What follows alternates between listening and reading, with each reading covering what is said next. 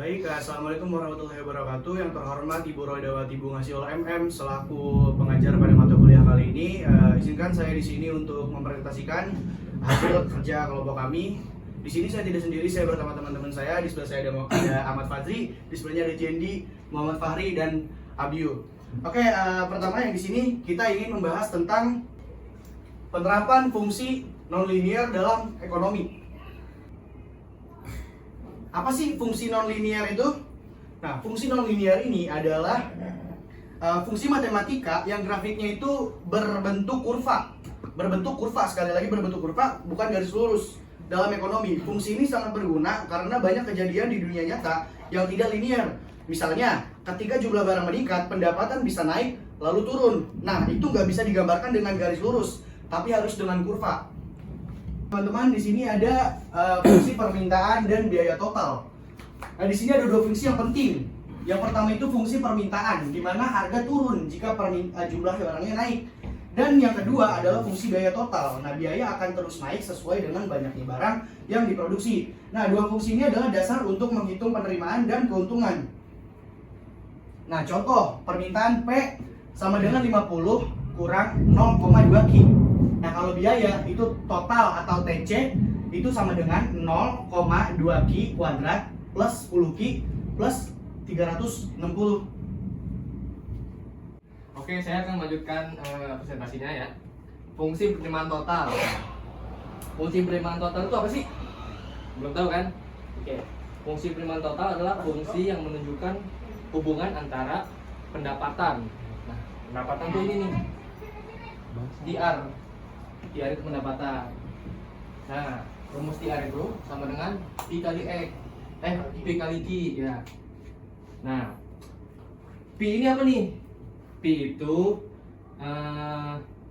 diperoleh penjual dengan harga itu tuh P itu. Nah, kalau yang Q itu barang yang terjual Q. Nah, ini rumusnya ya. Nah, ini kita coba ya.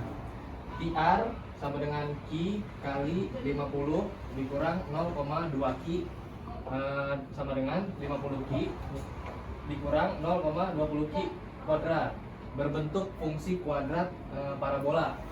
Keterangannya nih, ini keterangan yang saya jelaskan tadi ya. PR, TR lah kita biasa nyebutnya ya, penerimaan total.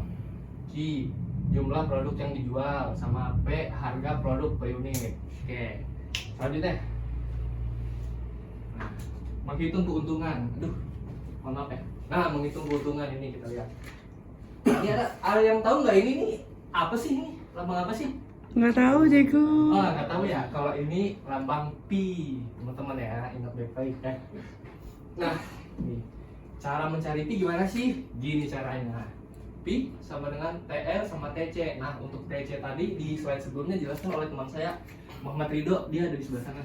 Sama dengan 50 Q dikurang 20 Q kuadrat dikurang 0,2 Q kuadrat ditambah 10 Q deh, sorry ya, ditambah 360. Pi sama dengan 40 Q dikurang 0,4 Q kuadrat dikurang 360. Nah, seperti itu. Mungkin selanjutnya dilanjutkan oleh teman saya. Silakan. Oke, selanjutnya ada contoh keseimbangan pasar.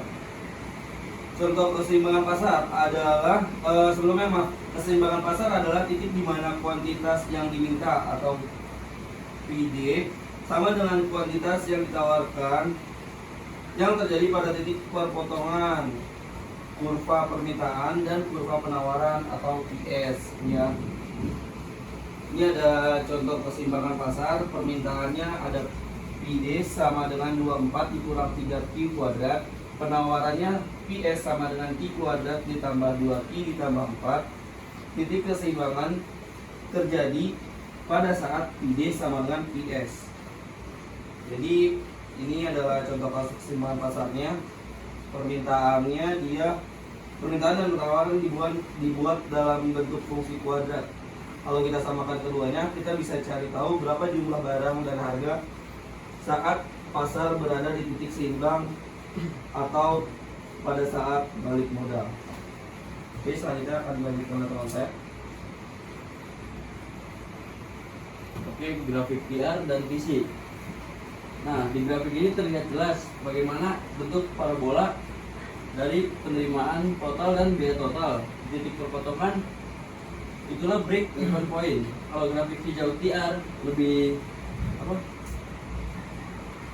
Hijau TR lebih tinggi dari merah TC, artinya kita untung. Kalau tinggi dari merah TC artinya kita untung.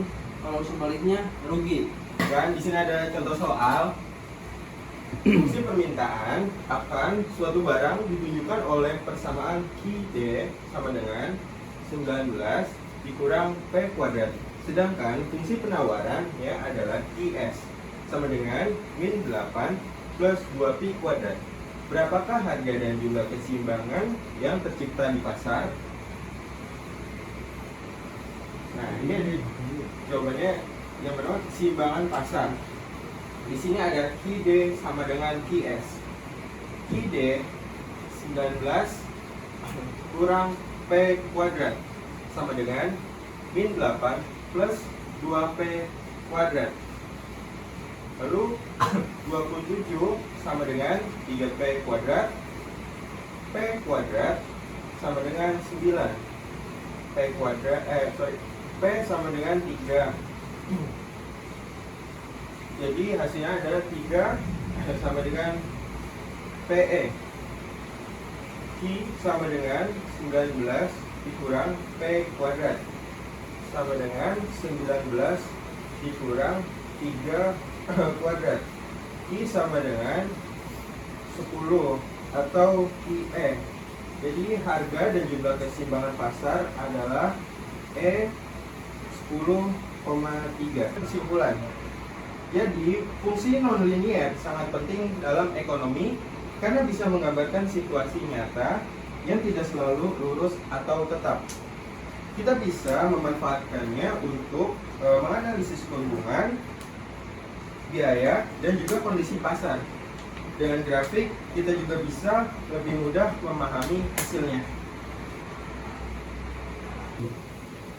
Baik, sekian segitu saja presentasi pada kali ini. Apabila ada kesalahan kata atau kesalahan perbuatan dari kelompok kami mohon dibukakan pintu maaf yang sebesar-besarnya.